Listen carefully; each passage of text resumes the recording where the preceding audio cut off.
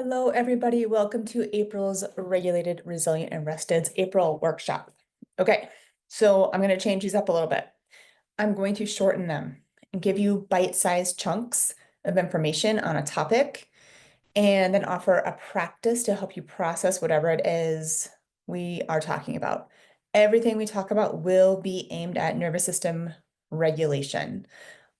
But I know that I get a little chatty and long-winded about these topics that I love so much. But I want you to feel like you can just like listen to this when you're driving to the grocery store or to Boulder or whatever. Um, and then I will give you a practice at the end of each one to help with nervous system regulation, whatever that is. So for the next few months, I was thinking 3 at first, but I think it might end up being longer. We are going to dive into shame in bite-sized pieces. So we were going to talk about different aspects of shame, including perfectionism, boundaries, and how to break free from it. So everyone has shame. If you don't, then there's a potential personality disorder happening in you. So it's really part of being human, but we don't want it to be the thing that runs our life. So shame is this huge topic because, like I said, most of us have it, and it determines so much of how we view ourselves and what we get in our lives. It is the ultimate nervous system dysregulator. So about a year ago, I did a class on nervous system regulation and self-love. You might want to revisit that one. That's much longer, but a little different, a little more, it's just different. So what I want you to know is that when shame is driving the bus in your life and not kindness, self-love, self-kindness, self-compassion, you are going to find yourself chronically dysregulated, which we will explore more in the coming months. But today with shame, we are going to start with the basics. This is like shame 101. So you might already have some of this information. You might already know some of this information.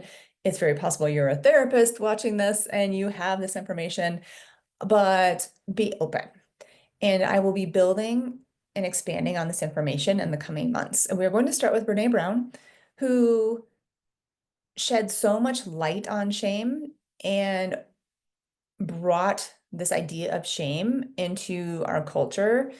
Some people love her, some people hate her. I love her. I feel like reading her work seriously changed my life, and shifted my perspective of myself.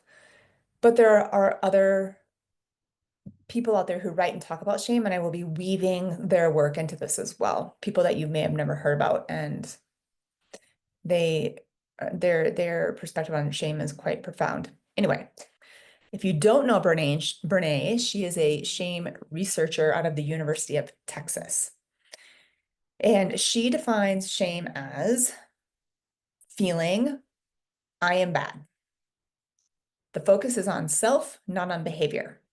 The result is feeling unworthy of love, belonging, and connection. Brene's all about love, belonging, and connection. Shame is not a positive driver of change. So that part is really, really important. Shame does not help you to make changes in your life. In fact, it keeps you in more shame and in dysregulation. It, according to her, is the root cause of addictions, suicides, and so many other mental health diagnoses. Shame is often confused with guilt. She defines guilt as I did something bad. The focus is on the behavior. Guilt is the discomfort we feel when we evaluate what we've done or failed to do against our values. So guilt does drive positive change in behavior. You don't necessarily stay stuck in guilt, nor does it necessarily lead to chronic nervous system dysregulation. So the difference between the two looks like this. So say you yell at your mom, your kid, your friend, your husband, whoever, your partner, whatever. And afterwards, with shame, you would say something to yourself like, oh, I'm such a bad mom, friend, partner, but whatever. I am such a bad blah, blah, blah, whatever it is. I always screw things up. You would just go down that self-deprecating path. With guilt, you might say something like, ugh, I should not have yelled at my kid. That was really bad. And then you try to figure out how to change your behavior, keep your cool next time, express yourself in a way that feels more productive. So that's kind of the bare minimum difference between the two. Shame-based thoughts are things like, I'm not lovable, something is wrong with me, I am flawed, I'm worthless, I was a mistake, I'm not good enough, I don't matter, I can never get it right, I'm always doing it wrong, I hate myself, things like that. That is not an exhaustive list either, okay? So, like everything, shame is programmed within you at a young age. Someone important, probably your primary caregivers, who likely did not love themselves enough and likely did not know how to love you enough, programmed these beliefs into your being. So, unfortunately, most of us keep up these beliefs by becoming our own perpetrator. It's those like, I'm worthless, I'm no good, I always mess up. And we keep running this loop in our brain, and we are perpetrating violently on ourselves. And therefore, we carry the shame of our perpetrators. So those people who couldn't love us like they needed to when we were younger, and they had their own loops of shit in their head going, we took that unconsciously, absorbed it, believed it about ourselves, and then we run the loop. So it's like we borrowed the VHS tape for those of you, if anyone's out there old enough to remember the VHS tape, it's like we took it from their system and we plugged it into ours, and now we're playing it on our loop. Okay. Shame can relate to anything. It's bankruptcy and debt, yelling at your kids, addiction, it's being in recovery, it's your teacher calling you out, calling you an idiot, or your boss. Shame is not getting the promotion. Shame is getting fired. Shame is not helping a client. Shame is getting divorced, broken up with, or having another failed relationship. Shame is not having kids or experiencing infertility. Shame is hearing your parents fighting and thinking, am I the only one afraid? Shame is not being able to sleep. Shame is eating too much sugar, drinking soda, or smoking cigarettes while living in Boulder County, gasp, right? Shame is your butt, your thighs, or your boobs being too big or too small. Shame is having an autoimmune disorder or cancer. Shame is having imperfect kids. Shame is not having enough money or even having too much money. Shame makes it hard to win in any scenario. You can be too skinny, you can be too fat, you can be too rich, you can be too poor. You can be too good at sports, you can be not good at sports. Like there's no winning with shame at all. So from Renee's research, she created this more succinct definition of shame. Shame is the intensely painful feeling or experience of believing that we are flawed and therefore unworthy of love, belonging, and connection. Just wanted to say that again. I see shame come up with my clients and even myself as like being afraid of what I call being found out. And that is the biggest fear is that others will find out that we are imperfect and then they will cast us out. And it is terrifying because remember, if she's talking about shame is feeling unworthy of love, belonging, and connection, our fear is that, oh my God, they're going to see that I don't know what the fuck I'm doing right now. And then they're going to like never talk to me again. Or, for me, it could be like, they're gonna find out I don't know what to do as a therapist or a coach, and they're never gonna come see me again. Or they're gonna tell people that I suck. And then people are gonna see me. And then and then this is gonna happen, and that's gonna happen. And then all of a sudden I'm gonna find myself alone and destitute all by myself in a dank little dreary apartment alone. So I see that all the time. Okay, so now that you're getting a clearer picture of what shame is, what do you do about it? So remember, shame thrives in the dark. It loves secrets, silence, and judgment. It wants you to remember that believe. It wants you to believe that you are alone. And we feed this shame by our thoughts and buying into the programming, sorry, I can't talk, that we received at a young age. And the more you do any of this, the more you feed it. So shame shrinks with exposure, connection, compassion, and empathy. Brene says self-compassion is the first step to healing shame.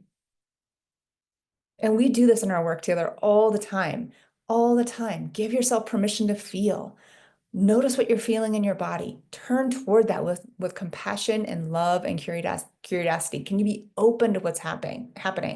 Like there's so many ways we do this in our work together. So what I have seen is that you really must be open to the fact, okay, so this is might sound a little harsh.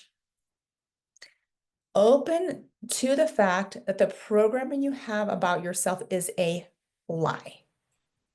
It's a lie. That stuff you tell yourself, when you borrowed that VHS tape from your caregiver and you stuck it in your own little VCR in your brain, it is a lie. And that is not so easy to believe because you've been thinking it for so long and you've been seemingly proving it to yourself over and over and over and over again. So it feels like there's no way it's not a lie. Or there's no way it is a lie. That's what I'm going to say. So you don't have to believe it yet. I'm asking you to be open to the possibility that it was all a lie transmuted from those toxic or unhealthy caregivers who had their own load of shame. So, however, having this self-compassion practice can open that possibility in your mind. And of course, so does brain spotting. And so does so much of the work that we do together and just talking about those parts of yourself that feel so uncomfortable. I have people who are like, oh God, I don't want to say this out loud. I'm like, this is the place to say the thing. Say the thing. Let's shine the light on it, right? So, and I also just learned a new brain spotting protocol for working with shame and self-loathing that I'm really excited to use. So if you want to do that, let's do it. So what I'm going to recommend for this month's practice is going to Kristen Neff's website. She's she also does, I think she researches self-compassion, and on her website and on the PDF, there's the link, but there's a self-compassion test. Go there and get your score. It'll tell you, I can't remember, there's like 3 or 4 different areas, and it'll tell you sort of like where you're a little weaker and where you're a little stronger. And then for the next 30 days, I want you to do this practice. Okay. So hopefully you're in a place where you can listen and just take this. Is not going to take long. Or just pause it. And when you get to a place where you have a couple minutes just to sit quietly, do that. And place your hand on your heart. And I know I recommend this all the time, but what it does is it brings you out of your brain and into your body. It moves your energy downward and augments a sense of safety. Your heart has its own mind. It interprets and conveys information to your brain in a way, to your mind, sorry, in a brain that, in a way that you're, if I could talk today, it'd be great. It conveys information back to your mind in a way that your brain cannot. So hand on the heart helps you to take pause. Feel your hand on your chest. Notice its weight. the warmth, perhaps even the coolness of your hand on your heart. I can feel my palm is warm. My fingertips are a little bit cool. I can feel that in my chest. Notice your breath.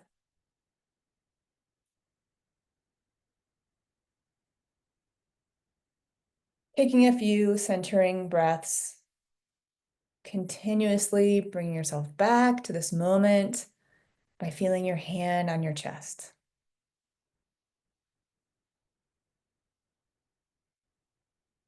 Okay. You can say silently or out loud the following statements.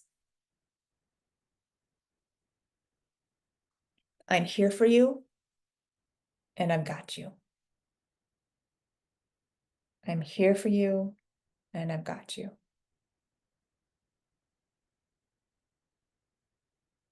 I'll never leave you.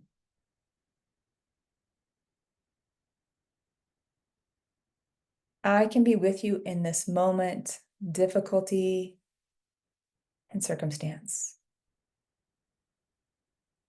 I can be with you in this moment, this difficulty, and this circumstance. I can hold you in this feeling. I can stay with you in this moment.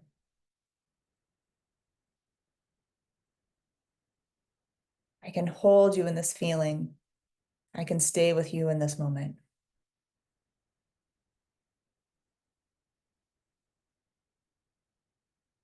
Whatever I've been running from, I can take a moment to feel.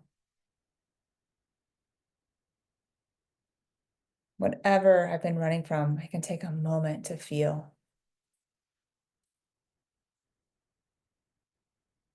I am so proud of you. I am so proud of you. I love you. I love you.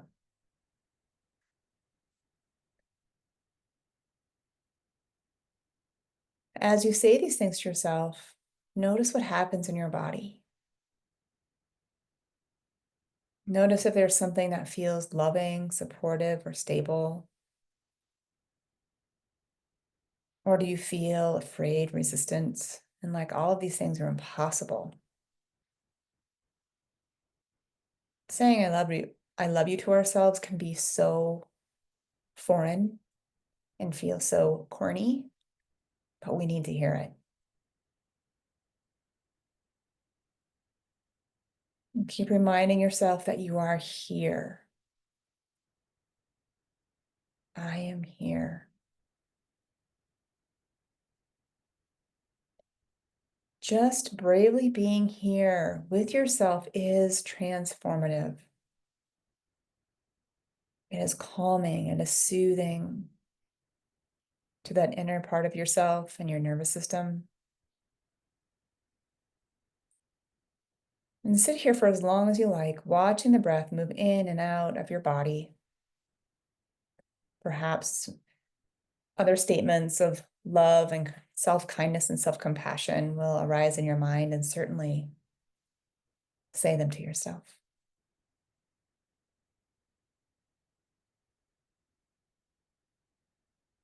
And staying here if you'd like. And when you're ready, you can release your hands and go back to your day.